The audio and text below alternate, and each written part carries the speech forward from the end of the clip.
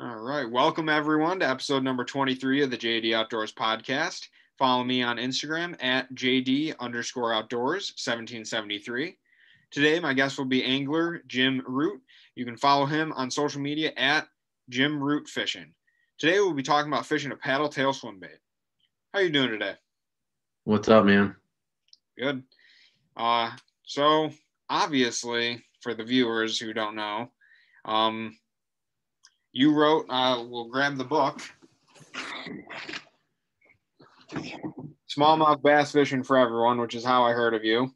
And I followed you on Instagram from there and all of that. But you are a smallmouth guy. You love smallmouth and you know quite a bit about them. So I would definitely recommend everyone goes and checks out that book. Definitely a good read, whether you're, just getting into fishing, you want to learn how to target smallmouth more, stuff like that. Great book. But yeah, no problem, man. I've read it a few times now, so. Appreciate it. Yeah, no problem. Can you give us a little background on your fishing career, how and when you started fishing? Yeah, sure. So I grew up in upstate New York, a very rural part of upstate New York, a town called Oxford. And, growing up back then, it was just a different time. And we spent a lot of time outdoors. I was born in 77, so I'm part of that Gen X crowd that we played until it was dark and our parents would come outside and yell for us to come home, and we actually had this even though we didn't have a lot in that town, none of us that grew up there really had much, but we did have this incredible fishery, spotty water called the Shenango River, which is really where I first started fishing. My friends and I, we would just fish all the time. Some really good bank fishing in that river, actually. And so I started fishing with my parents. I think there's a picture in that book when my first fish. I think I was 3 years old. I caught my first fish. But then my mom and dad divorced in 1990, and my mom remarried in either 99 or 2000. And so my step grandfather was a very avid outdoorsman. So I went from having, I didn't really know much about how I was catching them or why. And then he really taught me a lot about fish behavior. They owned a really big piece of property. They just sold it a month ago in Smithville Flats on the Jennigansett Creek. And so I started trout fishing a lot, which will teach you a lot. You want to learn about fish behavior, learn about brown trout. And I also started to study weather at that time. And about that time is when I was also in college and I wasn't really sure what I wanted to do for a career.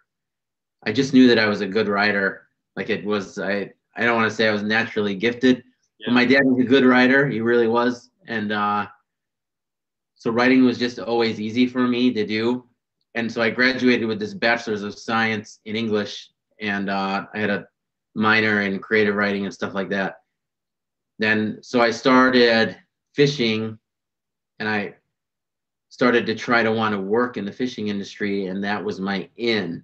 There weren't a lot of good writers at the time. And so that opened the door for me. My first year fishing professionally, I was sponsored by Weather Underground and the Weather Channel, and I had a feature blog there. So I really just kind of blew up in a hurry. It was I went from being this weekend angler on the AVA to being one of the first guys that ever filmed in an open by a major network. It was a pretty big deal. So and because I was a good writer, it allowed me to gain access to guys like Larry Mazer and Brandon Palaniuk, Mark Rona, because I I want to say it's always weird for me whenever people say like, you know, that I know a lot about smallmouth, or that I'm like, you know, I've even been called some crazy names like smallmouth. Some guys called me the smallmouth king once. That's nuts to me. Like, I'm not. All I am is lucky because these guys who are legends like Greg Mangus. Greg Mangus is one of the probably the greatest smallmouth fishermen that ever lived. They just trusted me enough to tell their story. So when you get to fish with the people who are the best in the world, like Zona and them, then you can't help but pick stuff up, but also, you know, just being able to be in their presence and tell sort of their story and tell what they're doing. Like, I still to this day, I'll never forget the day that Mark Zona called me. I was in my basement working on my book, and I saw this number, and I looked down at my phone, and it said Traverse, Michigan, and I was like, hello? Is this Jim Root? Yeah. Jim, this is Mark Zona. And I was like, I freaking just could have died right there, you know? This like kid who came from absolute nothing in upstate New York, where my high school guidance counselor told me I shouldn't even go to college, it was a waste of time, was like talking to the grand poobah of smallmouth fishing. Like, to me, that was one of the greatest moments of my life, you know? I bet. So I just think that, you know, I'll never really feel comfortable with the accolades that people have given me in regards to smallmouth fishing. I don't consider myself to be anything other than just fortunate to know guys and be able to fish and learn from guys like Larry, Mark. You know how I met Larry? I was his co-angler in the ABA twice. 2 times I drew that guy. And let me tell you something. That guy is a vacuum cleaner to try and fish behind. And not only that, but when I first met him, right, all I wanted to do was fish shallow. I wanted to flip docks. I wanted to run my square bill or my spinnerbait down like weed lines and stuff like that. And we fished my home lake together, Cayuga Lake, and I had a great spot. And I finally, after like 2 hours, I finally convinced him to go in there and look at it, right? We pull in there and we look around, and he looks at it and he's like, this is the spot. I'm like, this is the spot. And he's like, no. And yanks the troll motor up. I'm like, what are we doing? He's like, the only time you'll ever see my boat in less than 5 feet of water is if it's freaking sinking. Oh. You gotta be kidding me. But the guy is ending schooling fish. He really is. And that really changed the way that I went about like breaking down lakes and fishing. And now when I fish Cayuga, you rarely see me in less than 20 feet. Even when I'm largemouth fishing, I'm out deep. Wow. Either cranking or chucking a giant jig with a huge trailer that's like 9 inches long, or throwing a drop shot, even for greenfish. So, Wow. anyhow, that was kind of a long-winded segue into that, I guess. But no, you did a good really, job. You gave us all the details there. It was good. it's really how I feel, and I've never really had a chance to address that before, and so I feel like now is as good a time as any. But yeah, super lucky. Just like, and so anytime I get a chance to talk to somebody like you, it always feels a little surreal. Like, can you believe this guy wants to talk to me? Like, I'm not the guy. I'm just the guy who writes about the guy, you know? Even when I have my, like, now that I have a TV show, I still don't even feel like the guy. Yeah. That I'm not the guy. I always have a guest, and my guest is the guy or my guest is the girl. You know what I mean? Exactly. I'm still just this kid from upstate New York that loves the Shenango River and likes to fish, you know? Yeah. And to like piggyback off of what you said, I feel it's kind of surreal for me to talk to guys like you. And, you know, I had one with Mark Menendez, Dustin DeMarion, Nick Kuzvis, all that. Like, it's amazing to me. I'm going to tell you something right now. The first person I ever met on the tour ever was Dustin DeMarion. We were both co-anglers. And there's a chapter in my book where he and I fished a tournament together in Oneida. And I said that was one of my most memorable experiences I ever had. And now Destin is big time. Like, I don't know when Destin and I will ever get a chance to fish together again. but I'm super proud of him. He continued down the path. I, of course, deviated and went another route, but he made it. Yeah. And I tell you what, man, it is not easy to get on the Elite Series. Is probably the hardest thing there is to do. You probably have a better shot of making the NBA if that's what you tell yourself you want to do than to try and qualify for the Elite Series. Wow.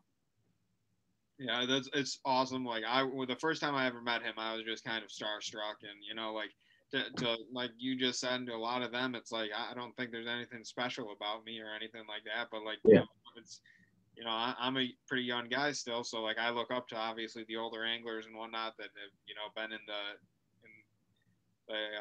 arena for a long time, and they know their stuff.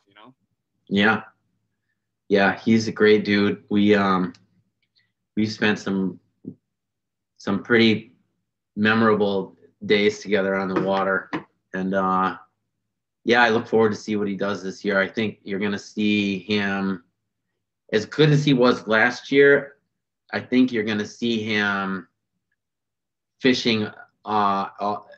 I don't want to say he's going to make every top 4, but I wouldn't be surprised if he made every top.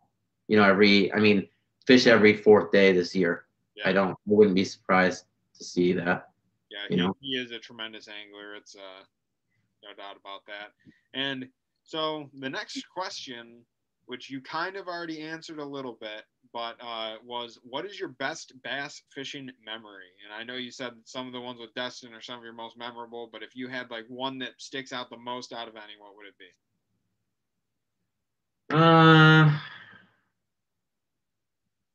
Man, I don't know. I've got so many. When I went to Mille Lacs, I fished with Austin Felix and my buddy Maddie, who I'll talk about Maddie later when we talk about swim baits, but my friend Maddie was with me, and he was with this other person that was fishing next to us. And, Austin and I were fishing these rock piles out there in Mille Lacs, and he broke off. So he was retying his drop shot while we were just kind of drifting. And he came back up and went to get back on the trolling motor to take us back to where we were. And it was like just as he put his foot on it and looked on the screen, and it just went, there was like a tiny little faint spot of red. And grabbed his arm like this, and I was like, whoa. And it went. And it was like that solid red. And we were like, oh. And we just like both opened our bails like this and dropped. And as soon as we hit the bottom, they were, and it was like, oh my God. And it was the most insane 25 minutes of bass fishing I ever had. Wow. And I mean, Maddie was, oh my God, I can't believe I can't think of it. She's going to kill me if she sees this and I can't think of her name. I can see her face. Anyways, they were only like 15 yards away. But if you weren't directly on them, you couldn't catch them. So we sat there for like 25 minutes hammering them. At one point, I tried to boat flip a 5-pounder on this little 7.62 Dobbins Extreme drop shot rod. And it broke my line, and she goes in her Minnesota accent, "Did you just try to boat flip a 5-pounder?" And like everyone's cracking up. And I mean, we were just like, all right, let's just drift off it and let them fish it now. But we were salty with them while we were on it. I mean, like a couple times I would hold the fish up and be like, do you want to touch it? Do you want me? You want me? If you send your line over here, I'll hook him for you. You can fight him a little bit if you want. I mean, it was bad, dude. It was one of the most epic beatdowns I ever had. But probably, I mean, if I did have to choose just one moment for me, bass fishing, gotta be like probably fishing with Zona. Yeah. I mean, it was Pearl Harbor Day. We were frozen solid, and it was just like that was, I don't know. It's just, you're just fishing with Mark Zona at that point. Like, I don't know. Just crazy. Yeah, no, I can't even imagine that. That's awesome though, for sure. Like just like an idol, a hero in the sport, like being able to fish with him. I can't even imagine. I'll tell you another funny story. Every once in a while, I'll stumble onto some little deal. Like you just find some weird bait that the fish are keyed on. And I had a moment like that at Oneida for like 3 days where I just had this bait that I could catch fish at will. And Palaniuk was in New York, so he was like, "You want to go out together?" And I was like, "Yeah, we go out." So we go to Oneida, and I was thrashing him for like an hour and a half. And I think he even said, he was like, "You're putting the screws to me right now."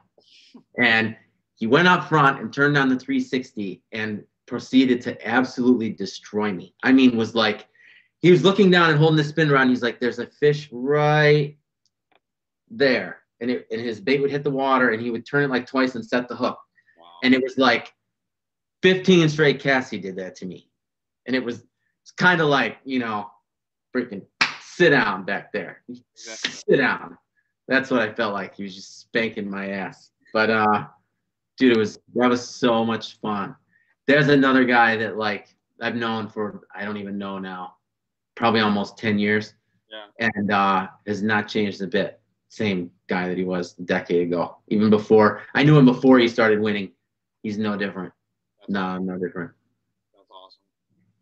So next question would be, and I'm going to switch it up a little bit for you because obviously this episode we're kind of leaning towards smallmouth. But where is your favorite place to smallmouth fish? I know you touch upon it in the book, but for those who haven't read it, where's your favorite place to smallmouth fish? So I've kind of changed a little bit. I don't like to say my favorite anymore. I like to say my top 5 because there's different. Like it's so hard, you can't pick just one. It's like someone saying, "What's your favorite food?" Well, it kind of depends, So my top 5 places are probably Lake Ontario, Eastern Basin, Lake Erie, Mille Lacs, without a doubt. There's a place called the Statue in the Susquehanna River. There's a statue of it's a mini Statue of Liberty. Okay. And it's a wintering hole where you can go there sometimes in December on an A-rig and catch like 100 smallmouth. And I mean, they're big. They're like, guys, river fishermen don't weigh their fish. They measure them, so it's different. Yeah. And probably still my all-time favorite smallmouth lake is Lake X in Traverse City,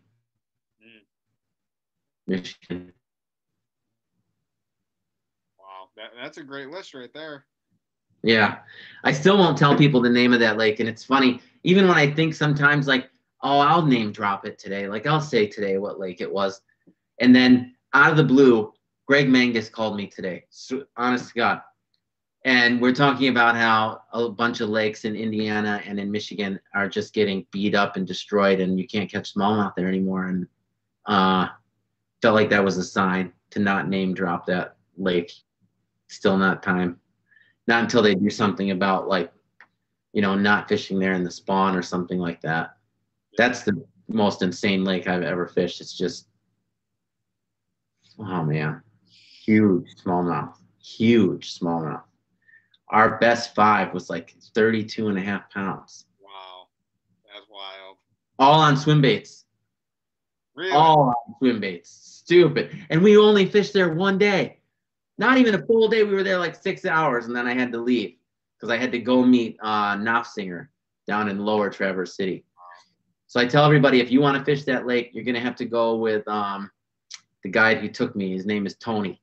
So I'll send you his his contact info or whatever, so you can put it in here. So if people want to know what lake that was, they call Tony, tell Tony that you watched the podcast with Jim Root and he said, was talking about Lake X. We want to go to Lake X. Like, he'll take you. Yeah. And you catch him.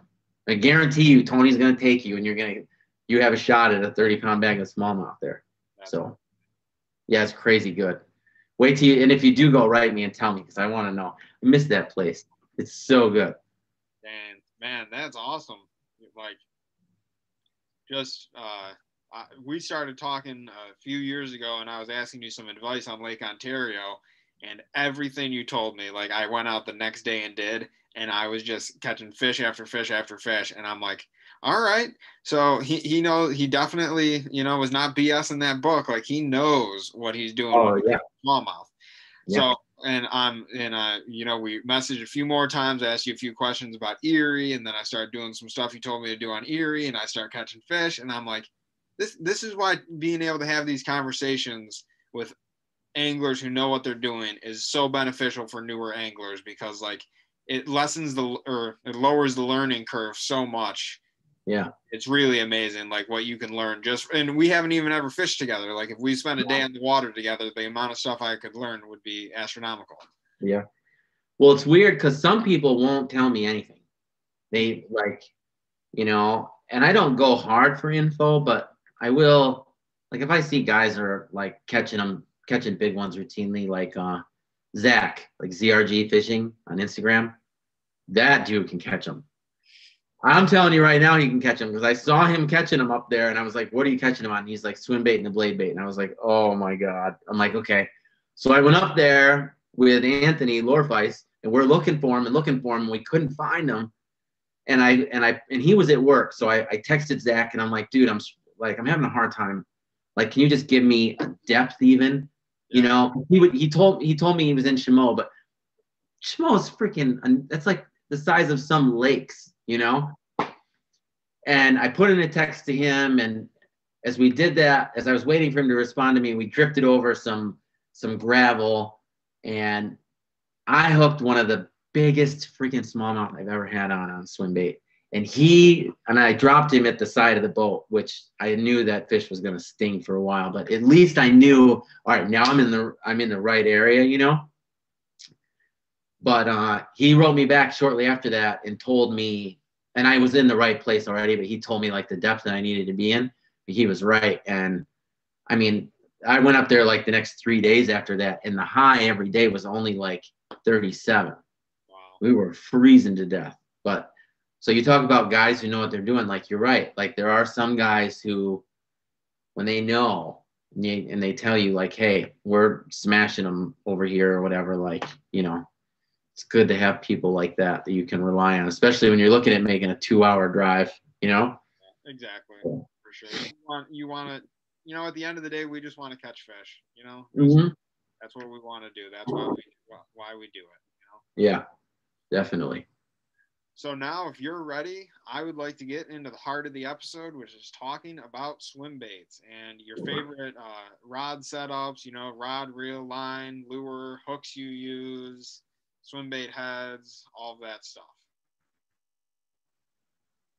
Yeah, sure. So I've gone back and forth with some different setups, but the one that I've routinely like relied on is a Dobbins casting rod. It's the 703C Champ.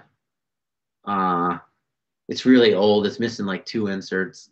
You know what I mean? But it's a swim bait. It's a spinnerbait rod, and I think it might be for square bills too. But it just loads really well. It's got a ton of backbone to fight big fish. When I first learned how to throw a swim bait, it was from my buddy Matt Delinsky, and he taught me how to throw a little, like 2.5, and I learned on a spinning rod, because you have to be able to reel it slow, and you have to be able to feel the tail when it's going back and forth. Yeah.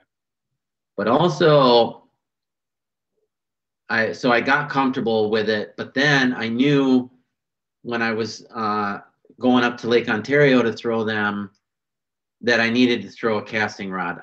You could still catch them on a spinning rod, but it's gonna take you forever to fight those fish. They're freaking twisted out, So that rod that's the rod I used the first time, and it's still the rod that I use. And the reel that's on it it's a Quantum Smoke that I absolutely have beat the crap out of. I bought it when it first came out, and I've never cleaned it. I've never done it. It looks like hell, man, to be honest with you. Some fishermen would probably be ashamed at the way I've like taken care of that. But, in fairness, when you're a writer, like when someone gives me something, I abuse it, because most guys don't take care of stuff. So I don't want to know how's it going to perform when you're cleaning it and oiling it all the time. I want to know how it's going to perform when you beat the crap out of it, you know? So, and that reel is insane. It's just, I can cast it a mile. When you get it dialed in, it's beautiful. So I like to throw it on between 8 and 12 pound line. I'll throw 8 if I can get away with it, but fluoro, not mono. Yeah. Now, if I went back and I fished Lake X with Tony again, I would be throwing straight braid for those smallmouth, because that lake up there has reeds that are like in Florida. Okay. Really tall, like 12, 15 feet high. And the smallmouth sit right on the edge of them with their noses out in the water. So you have to like cast like a foot into the reeds, reel out, and they pounce right there, like right on the edge of the reeds. And they eat it and they run right back in there. And if you don't keep them out of there, the second your line hits that, they're gone. Yeah. It's like coral, you know? So I always said that if I ever go back there again, I'm throwing straight braid and I'm going to pin the drag. And I'm not messing around with those fish. I mean, you got 8, 7 pounders in there, like, and less than 2. Well, close by is where the new state record came from. Okay. So you're in like really big fish country. You're not going to catch 100 fish a day, but everything you're going to catch is going to be freaking, you know, massive. So, but otherwise I throw 8 to 10 or 12 pound line. I've never worried about them being line shy when it comes to swim baits. I use a round ball head. So when I met the guys at Steelshad, after like, you know, a year of doing my TV show, they asked me, you got any baits you like, or is there anything we could make for you? And I said, to be honest with you, I'd really like my own swim bait, because I've been spending a lot of money on reaction innovation. And I was like, if I could have my own, that would be amazing. And so they did. They made this bait for me right here. You can see it, and you can find it on the Steelshad website. And they let me design my own hook. So now every package of swim baits you get one hook in it, and it's like that, and right there.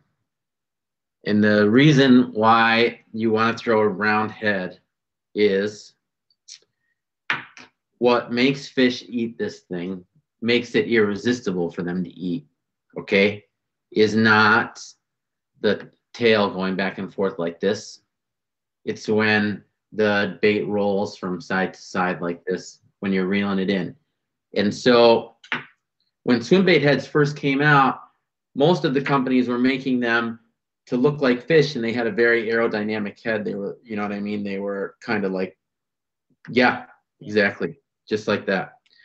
And that's actually not what you want. It will, that is an aerodynamic way that like cuts through water, and what you want to do is create resistance and have to displace water, and that is what makes it roll and swim irregular from side to side. Sometimes even throw a football head just because it's going to create even more side to side action like this. And if you throw this head and you reel that bait along the side of the boat in clear water with the hook in it, you can actually see the hook go back and forth. And actually, we filmed an episode of my show at Oneida in the river, and there's underwater footage of the bait, and you can see the hook rocking from side to side in there like this. You can see it. And then it was like 2 or maybe my second cast while we were filming that I caught a giant, like a 4.5 pounder on it. So there are a couple of guys I know who I taught to throw a swim bait. Mark Heron is one of them. And even when the conditions weren't great, I still caught probably like 15 fish on it. And there were a couple of times when I told them I'm going to get bit any second. And like I would cast and I was reeling it in. I was like, I'm going to get bit any second. And then I would just get bit. Like right after I barely finished the sentence and freaking wham, you know what I mean? And I'm like, there he is. I can just tell when it feels right. Like it's going to go down. I'm going to catch him right now. The reason why I like it so much is because they just can't, they have to eat it. I don't know why. There's something that in a smallmouth programming, if they see a swim bait and it's alone, they have to eat it. All I can think of is if you've ever been to like Bass Pro or been to any sports show where they've got that hog trough or whatever, the casting tank, and they put little bait fish in there with the bass. It's kind of like that harmonious scene from like Wild Kingdom where the antelope and the lions are all living together, and like it's like how, you know, it doesn't really make sense. But if you throw your bait and it somehow gets through that bait fish and one of them ends up strayed from the pack, instantly every fish in that tank knows that there's a single fish over there, and everyone in the tank gets nervous and they start swarming around trying to get that one fish. But when he's in the group, it's like they don't care. Second he gets away from the group, he's alone, he's food. So I don't know if if it's because it's a single thing. But the longer that I've done it, the bigger the swim baits are that I throw for smallmouth. Until now, I'm throwing like 6.5, 7 inchers. Really? You know, yeah, and I've had conversations with Brandon before about how we've thrown like, you know, big Roman swim baits for smallmouth and things like that. So, I don't know that there's a limit if the presentation is right and the fish are where they, you know, need to be. I mean, I throw a swim bait for smallmouth in 35 feet of water the same way I throw it for them if I'm fishing a ledge in 10 feet of water. Fish it right under the surface.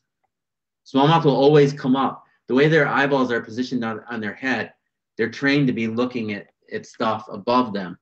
Try and get a smallmouth to go down, though, it's like almost impossible.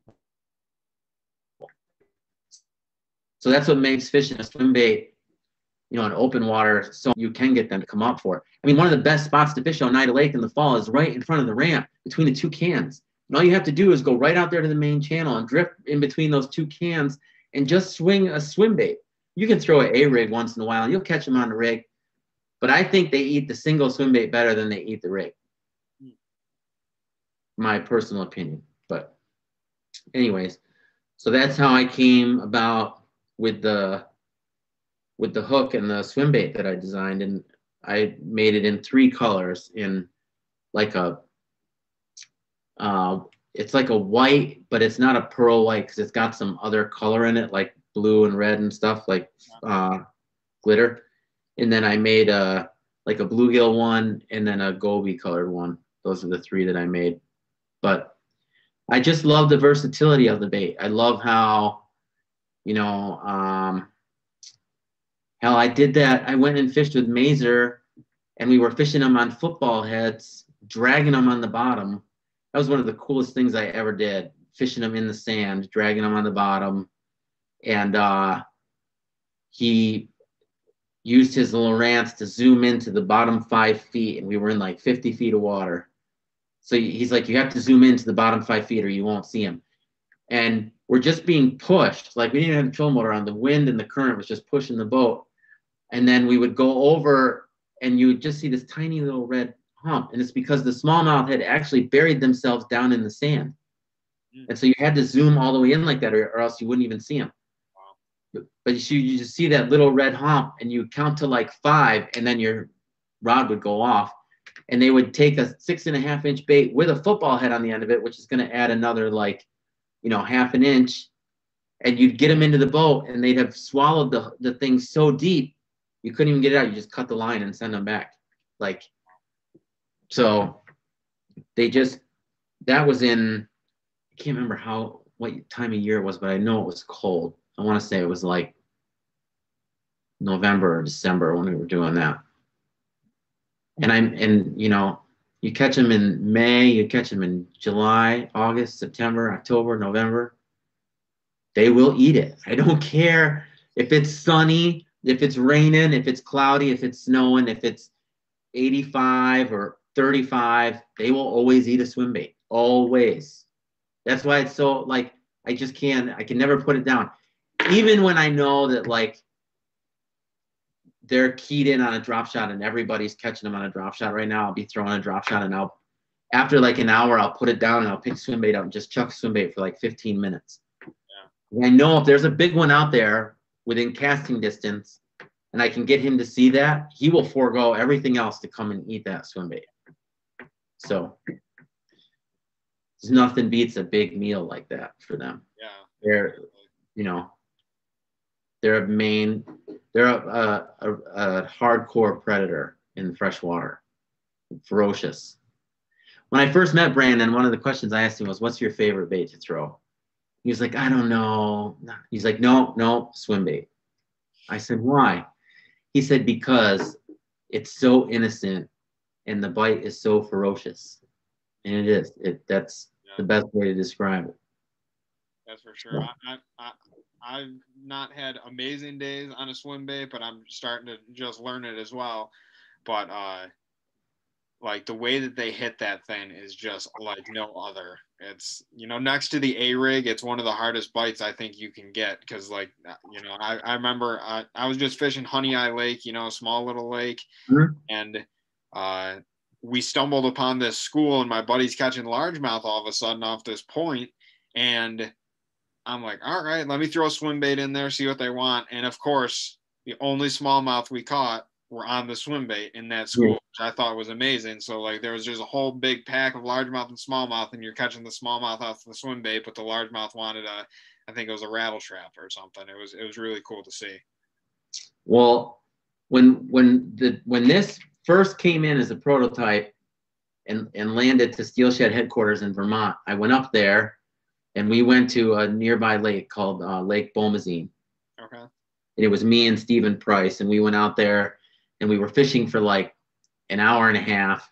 And I had a very limited amount of time, and I think I was down to like my last half an hour. Mm. I like caught like 2 fish. Yeah.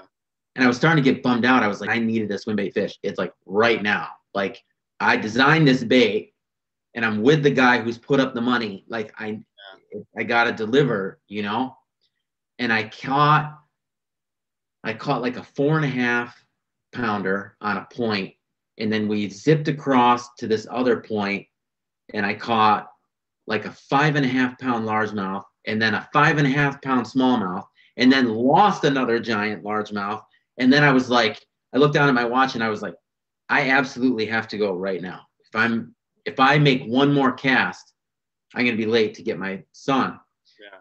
And he's like, you have to go, don't you? And I said, I don't want to, but I do. But it was like, that was one of the best half an hours, of swim bait fishing I'd ever had. And man, those are the days that that keep you like going back and throwing it again and again and again. Yeah. The fish are that's the thing about throwing the bigger swim baits. You don't catch as many, but the ones you catch are freaking just massive.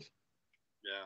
I'm going to have to start messing around with that, because I'm used to throwing like, this little 3-inch swim bait, or, the 4.5, whatever this one is, 4-inch.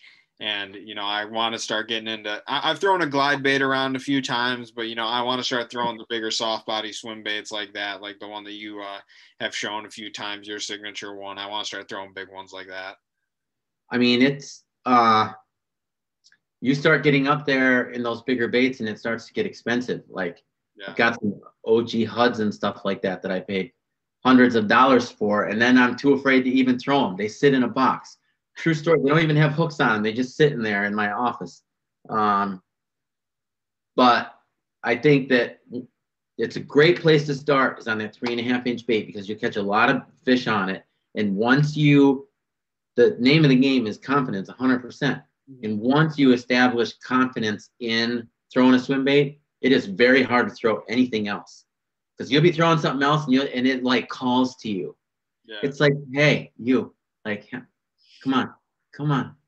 Like, you know, if you need one, I'm the one that's going to get it for you. Like, and it's cadence too. Like, I pick a song in my head and I sing that song and I reel to the rhythm of the beat. Yeah. And the one I usually do, my fallback is that welcome to my house. Welcome to my house. Like that's what I reel to. And if I feel like I've gotten out of whack, I'll be like, welcome to my house. Yeah. And then I know I've slowed it down, you know, and you gotta have good tension in your line. Because sometimes they eat it, they come at you. And if that happens, if they knock slack in it like they do sometimes, then you got to get on it really fast because, you know, that like 6-3 to 1 is a slow retrieve. Yeah. You know, sometimes I think I wish the real companies would come out with something where there's a 6-3 to 1 that you throw a switch and it becomes like a 9-3 to 1. You know, like all of a sudden it just goes, it's like turbo boosted. Yeah. Or, you know, or maybe I need to throw a longer rod. I could make longer casts and I could get a bend in the rod faster. Yeah. You know what I mean? Like a noodle rod or something. I don't know. But for right now, I'm going to stick with that 703 and I'm going to stick with that 6-3 to 1 Quantum Smoke. It's a really sick combo. I've caught a ton of fish on that. And I can guarantee you in May that I will be in the Oneida River fishing for smallmouth on a swim bait right here. That's awesome. That is where I will be. So will you size down swim baits when you're getting dialed in, or are you gonna just start off with the If anything, I size up. Okay. Because once I start, if I start catching them, if they don't get bigger, if they start to get smaller, then I switch to a bigger bait. Okay. I figure I've caught the biggest one out of that group that's going to eat this bait that I'm throwing right now. Mm-hmm. So I need to throw a bigger bait that these other ones aren't going to try to get. Gotcha. I need to go and like throw something that they just aren't even going to, it's not worth their time. I will. You would. Only time you see me with a 3.5. But I just won't do it. I won't throw that little bait anymore. Even when guys are like, "Oh, you got to match the hatch." No, I won't do it. Wow.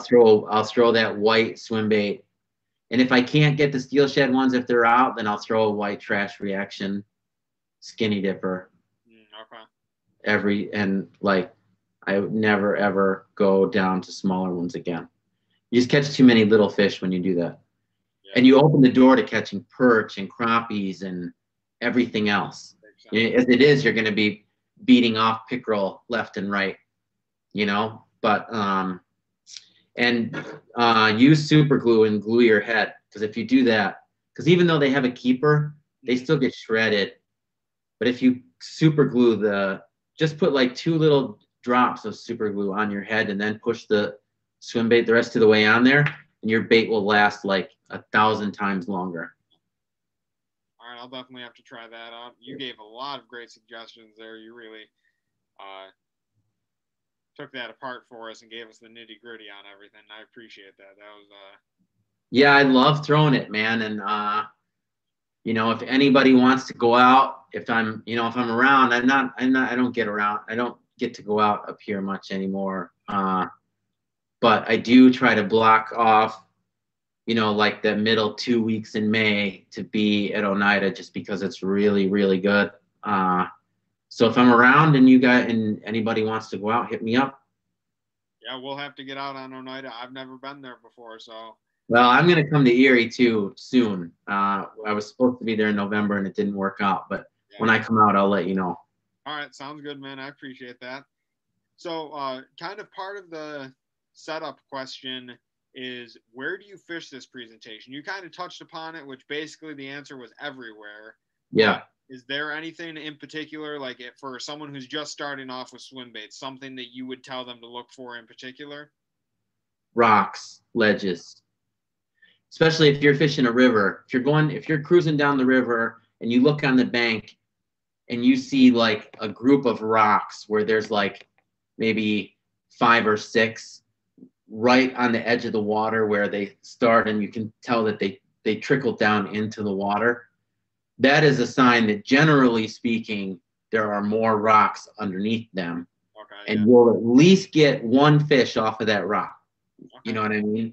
Yeah. And so if you pick apart a river like that, that's the difference between going and, only fishing the bends or the points and catching like 25 or 40 fish versus catching 100. That's how you do it, is by looking for wherever you see rocks. If you can see rocks, there's smallmouth there. They're now not sure where they'll be set up. You also want to have current. The more current you have, the better. You can never have enough. Like, even my favorite time to fish the Susquehanna is when it's flooded, but it's dangerous. And at the same time, I would tell people you shouldn't be out there right now. The only one I'll fish it with is Robbie Phillips. He's the only one crazy enough that I know to go out there and fish it when it's that high. And when you definitely, we're talking about parking lots are flooded, and like there's no reason why people should be out there. Yeah. And we're out there. But then you're looking for current breaks where it's like you have ripping fast water and then it's not moving. Yeah. And you want to fish right there on the edge where it's not moving, right on the edge of that current, and they will be loaded in there. Well, what's that? That kind of goes back to what you were talking about earlier with learning how to trout fish and how much that helps you, because like you got to look for the current breaks, and especially when the rivers or the creeks are flooded when you're trout fishing, you got to look for the current breaks, and applies to smallmouth too. Well, they like that because, this is a double-edged sword for them. They like it because, food is being swept down. Yeah. But also, it's advantageous for us because they don't have all day to look at it. They have to make a decision quick. If I second guess myself, that meal is gone. Mm-hmm. So I have to eat it or let it go. And also, when they're in those situations, their metabolism is working overtime because they're fighting current the whole time. It'd be like if you got up tomorrow and had to spend the whole day on the treadmill. You couldn't get off it. Yeah. You starving after like the third day of having to do that. You couldn't stop eating. You'd be eating everything that came your way. You'd be like, give it to me, I don't care. Because you're burning so much calories. That's what it's like for them. So anything you get near them, they're going to eat it, just like that. Plus, I guarantee you, when it's really up like that, nobody's been on the water. Oh, yeah, there's no pressure, of course. No. But the last thing you want to, the worst time to fish a river like that is when you haven't had rain and everything is low or down like 3 feet. Because without current, those fish could be anywhere, Not talking about tidal water. Yeah. Some guy who didn't really read my book just dropped a comment like that on Amazon, which I felt like wasn't fair, because he was like, this is not true. In low tide, that's when you want to fish them. And I was like, I'm not even talking about low tide. Like I said, freshwater. Like when the water's low and there's no current, they get spread out and they're hard to find. When the current's up, they're predictable. They're on banks, they're on current breaks, they're on, ledges, stuff like that. That's what you want to look for. When the water's low, that's when you're really going to struggle. But otherwise, and don't worry, do not, first of all, one of the last things I want to say about that is, like, this is the hook to throw. If you can't throw my hook, then throw the freaking Strike King Tour Grade round ball jig head with KVD on the package. And the last thing in the world you want to throw are those weedless swim bait hooks, because they're junk. You can throw this through weeds and come through clean probably 90% of the time. I don't know why, but it won't get hung up. And even if it does, you can pull it through usually. But those weedless swim bait hooks, when you have that hook buried in there, most of the time you're not going to be able to get that hook free to penetrate that fish in order to land it. Because what you have to remember is that hook, the reason why it's so deadly when you hook them with this hook is because it's through the top of the mouth and they can't shake it. I don't care how much they jump, but when you have that weedless hook and you have to penetrate that plastic body, which is substantial, and then get through the roof of the mouth, you can't, and the fish are going to come off. And then you're going to become frustrated and say this bait sucks. And the guy who told me to fish it doesn't know what he's talking about. The guy who told you to fish it told you to throw the hook open. Don't worry about, burying the hook. That's not what you want. You're going to take the hook like this. And the cool part about these baits is if you buy this like 3-pack of swim baits from Steelshad, the first swim bait's already rigged. Okay. It already comes with the hook in it. So you just take this hook, take this bait, feed it in there, and then poke it right through the middle, and then push the nose down, and that's it. That right there. What side do I want to be on? There. There you go. Yeah. That's how it should look. You see? Yeah. What color? And that. What's that? What color is that one again? That's bluegill. The bluegill. Okay. Sunfish. Now Zona, when Zona throws this, he rigs a stinger hook, a treble hook on the tail back there. And when I met the guys at Savage from Savage Gear Baits, that's what they were telling me to do too, was to start throwing stinger hooks back there. Huh. I just don't like the way the bait works. They told me that I didn't know what I was talking about when I told them that. And I gotta say, those guys make baits, so maybe they're right. But so far, I don't have the confidence in that to do that. Now, if you can rig it up properly and get confident in that, you'll never lose them. You will never, ever lose them. But I rarely lose them with that. I mean, I do, though, and unfortunately, when I do, it's fish that haunt me, like that fish I dropped at the boat with Anthony. There's a giant, dude. It's all the ones that you lose that haunt you, and it's like, yeah, I've got those memories, and I've only been fishing tournaments and stuff for a few years. It's fun fishing, but when you lose those big ones, oh, it hurts. Back when I was writing the book, and then shortly thereafter, when I was only fishing for smallmouth, I would have an opportunity at a fish like that, like 5 or 6 times a year. But I was only fishing with some of the best, with just, they're constantly putting you on them all the time. And you're learning so much.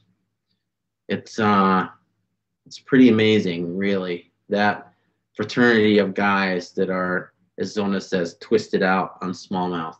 Yeah. They're a pretty unique group of people. Oh, for sure. So. Yeah, it's awesome. It's always awesome meeting like smallmouth gurus and whatnot, because smallmouth are my favorite.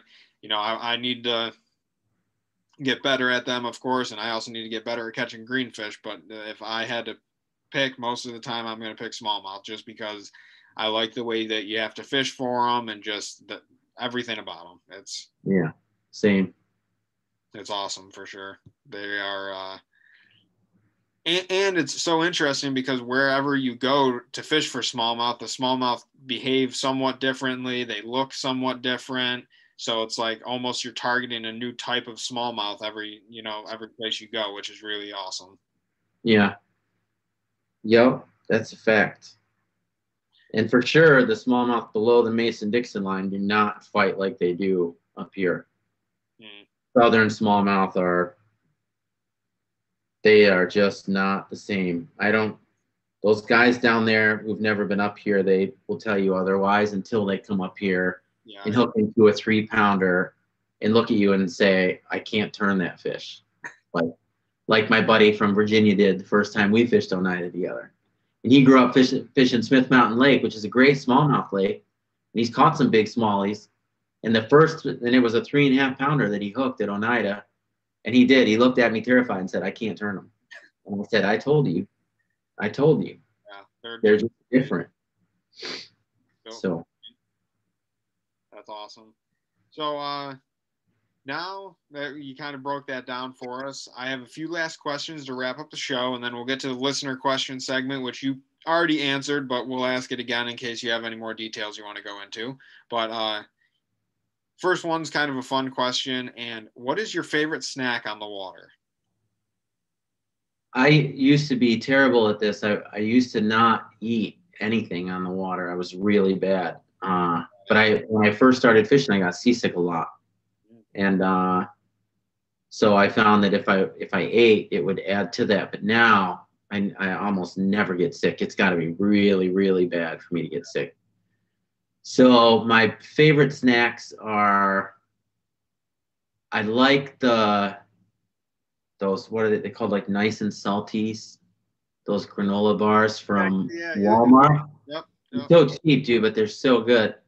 And then, what's funny, I started taking these with me, and I fished with Destin one day, and I saw that he had them too. And this wasn't even something that we like talked about together. We just I don't know where he got it from, but I got it from my kids. I used to pack these little fruit smoothies for them.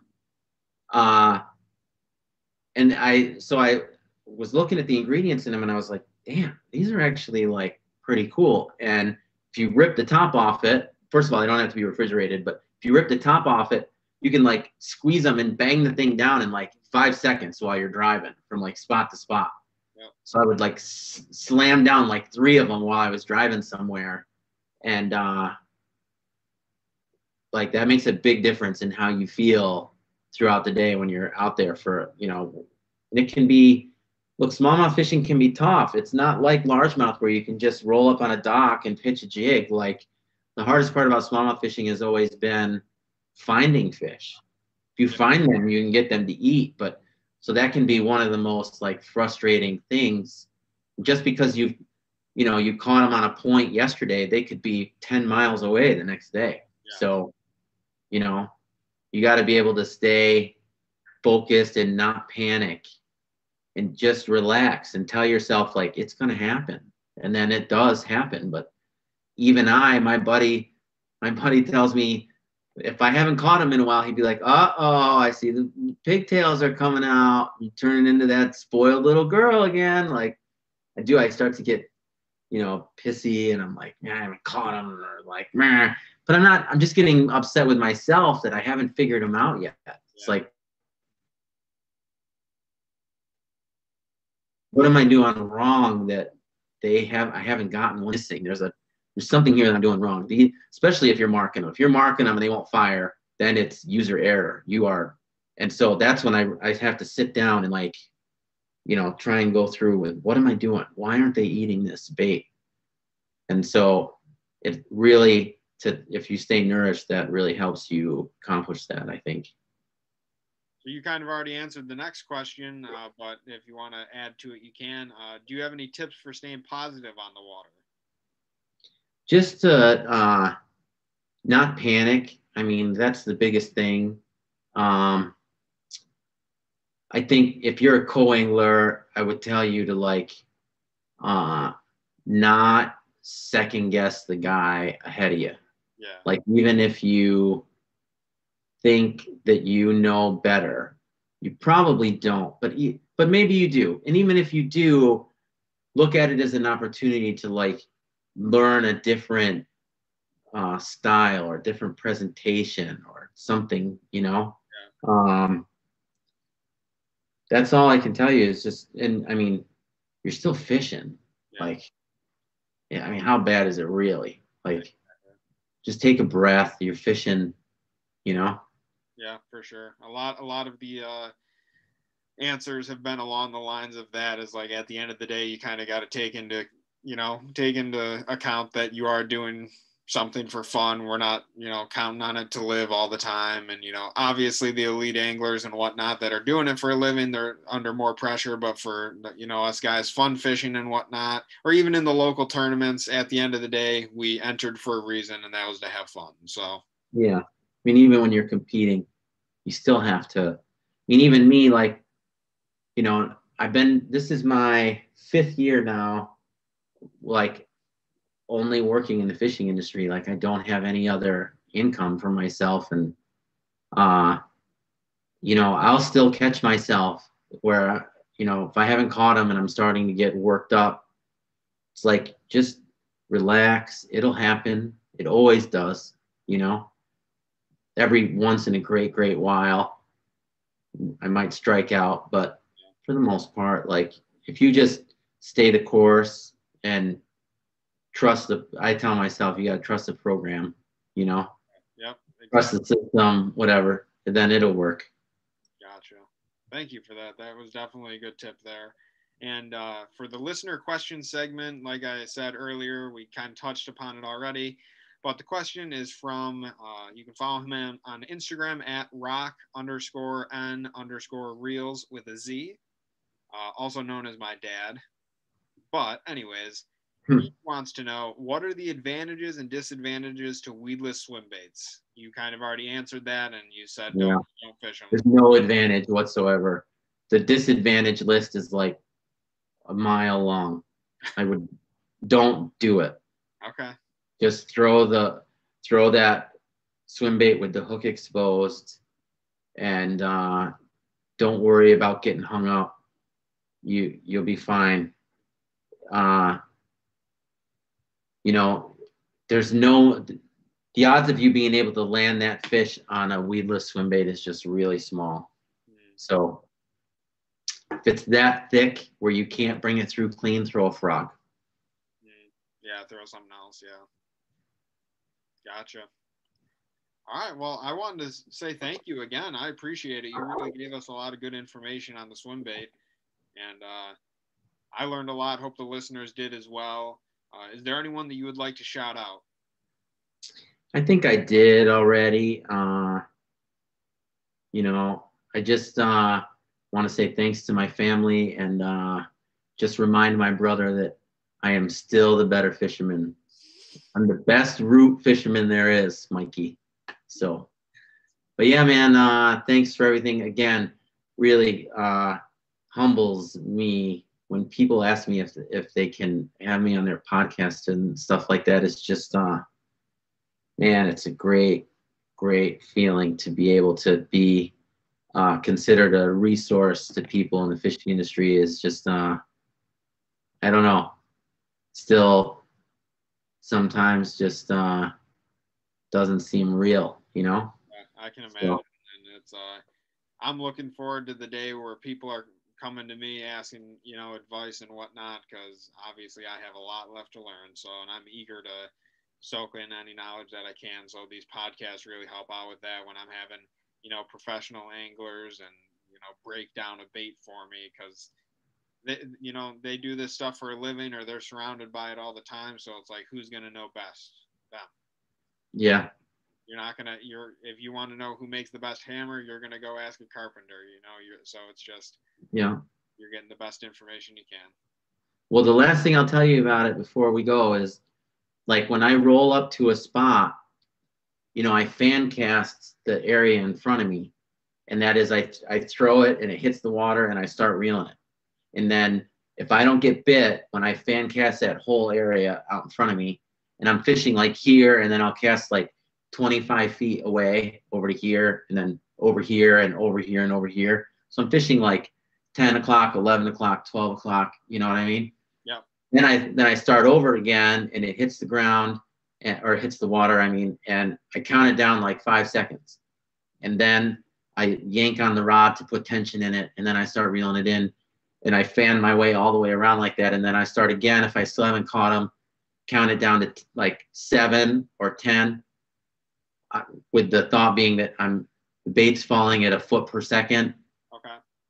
And, you know, even though you start reeling at 5, the bait's going to end up down even deeper. And then if I still haven't gotten bit, then I'll make a couple of more casts and I'll reel it as fast as I can, and like crazy erratic. And then if I haven't gotten bit, that's when I'll start to move on. So find a different spot. But sometimes don't be afraid to fish a spot go fish someplace else and then come back to it. Fish react differently. I learned that from trout fishing too. You can fish a hole where there are trout in it for 2.5 hours, and then the dinner bell rings and it's lights out for 35 minutes and then they shut down again. Yeah. So you just got to figure out, try and, I think that's why they always say you never want to leave fish to find fish. You don't want to miss that magic window. You know what I mean? Yeah. But how long do you sit there and stay with them too is the question. Sooner or later, you got to catch them. So I did have one more question for you about the swim bait that I don't think we touched on, but what weight head are you starting off with, or do you just stick with one? Or so I like a heavier head because it's a bigger bait. So, but that's all about the size of it. That head that I made, they used tin for the head, which is lighter than lead, so it allowed them to make a bigger head. Mm-hmm. And it has a extra long shank and an extra wide gap. That way the hook gets further back into the body and it's wider, so that you have an easier time getting the hook through the top of the mouth on that big fish.